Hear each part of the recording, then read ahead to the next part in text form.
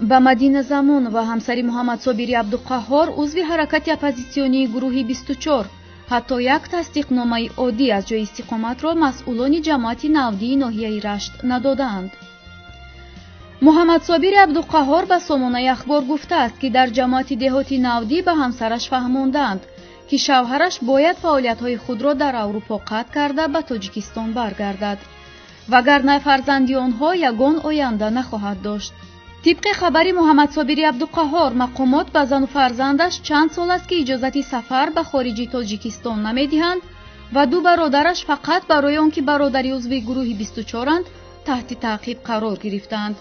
که یکیش اجازت گرفتن شناسنامه و بیرون رفتن از تاجیکستان را ندارد و دومی میترسد که به تاجیکستان برگردد و او را بازداشت کنند. محمد صابری عبدالقهار نماینده گروه 24 در کشورهای اتحاد دولت‌های مستقل میباشد و از جمله نفرانی است که در سرگاه تأسیس این حرکت سیاسی مخالف میایستاد. این شخص زاده دهه جعفری ناحیه رشت همراه اساسگزار گروه 24 عمر علی قوتوف در اعتراضهای ضد حکومت تاجیکستان که این سازمان در تابستان و تیر ماه سال 2014